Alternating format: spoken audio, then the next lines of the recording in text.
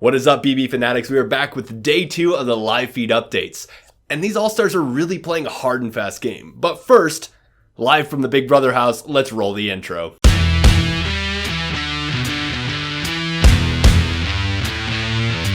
With 16 house guests in the house, it has been crazy. There is tons of talking, tons of tea being spilled, but mainly a lot of game talk. That's what we're going to talk about today. Here are the main talking points. At the beginning of the day, we hear Cody telling people that he wouldn't mind putting Janelle and Kaysar up. This is an obvious move because Janelle and Kaysar are a dynamic power duo, and if you don't get them out early, they're easily going to make it to the end. As the safety competition approaches, and pause really quick, the safety competition, that's the safety suite. I guess everybody gets a VIP pass and they get the chance to play for safety for the week. And if you win for safety, then you also get to take an additional person with you. I think we're going to find out more on Sunday's episode.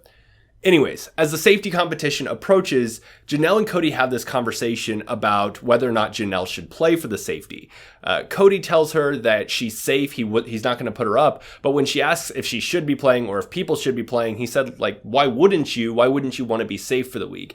It kind of seems like Cody is playing more of a short-term game rather than understanding that if you can hold on to this pass for however many weeks it's worth, then you'd have that safety to kind of bank on. So Cody continues to have other conversations with other people and continues to repeat this conversation that he had with Janelle. He tells people that he didn't mean to rub Janelle the wrong way, but he thinks by telling her, why wouldn't you play, she might actually try to play for it, which could kind of ruffle some feathers. The feeds then cut for the competition. They seem to be down for what feels like a couple of hours, and then they come back and we found out that Kaysar and Janelle both played for safety and are both safe for the week.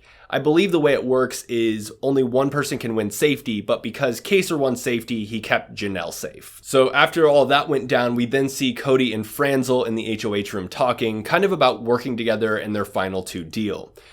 Cody's told Franzel that he doesn't have anybody else that he's really working with, but she says that she wants to make an all-girls alliance and that he should make an all-guys alliance. Now, these would be fake alliances off to the side, that way they can control the house. Also, during this conversation, we see him bring up the Janelle conversation again, and he tells Nicole that it's obvious that Kaysar and Janelle are not taking him at his word and don't really trust him. Then, as they're talking about different nomination options, Franzel says, has anybody talked to you about putting up the 2 winners?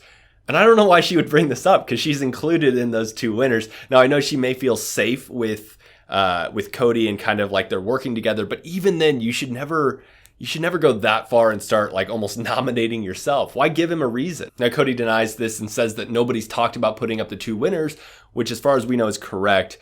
He then just moves on to continue to talk about how he doesn't really think that Janelle and Kaysar are playing a good game. He thinks they've played too hard, too fast. So as this conversation with Franzel comes to an end, we see Tyler walk in and Enzo follows shortly after. Franzel leaves, Enzo goes to take a shower, and now we have Cody and Tyler having a conversation about game. There are only a couple main talking points from this as they know that Enzo's in the other room, but the first thing that Cody says to Tyler is that Kaysar really likes him, and that's something to kind of look out for. We then see Cody tell Tyler that Enzo really wants a strong guy alliance, and obviously Enzo can't hear them, but they're kind of anticipating that happening, and Tyler says that he's in if it's offered.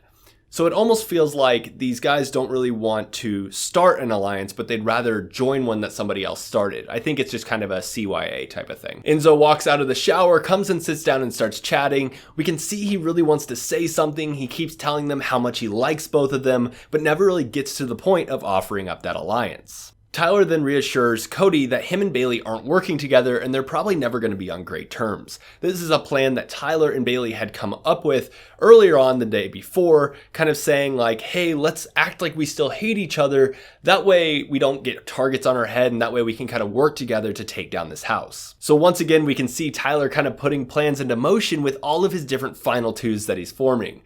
We'll see if it works out for him this year. Later on, we have Cody and Danny talking up in the HOH room, and they're kind of talking about the different nominations options, and one of the options that Danny really wants is for Nicole Anthony to go up on the block. Now, I think that this stems from Danny always talking about how she ghosted Nicole on her podcast, and so I'm wondering if this is all in Danny's head, or if we will see Nicole bring this up later on. Finally, towards the end of the day, we see Franzel have the first breakdown. She's in tears, she's crying, the stress is really getting to her, and she's really thinking that she could be a nomination for the week. Alright guys, thank you for checking out the updates episode. I hope it was helpful in understanding more about what's going on in the house. If you have any questions or comments or a favorite part in the feeds that I missed, leave that down below and I'll be sure to get back to you. Make sure to leave a like, hit subscribe, and ring that bell. I'll see you guys in the next one.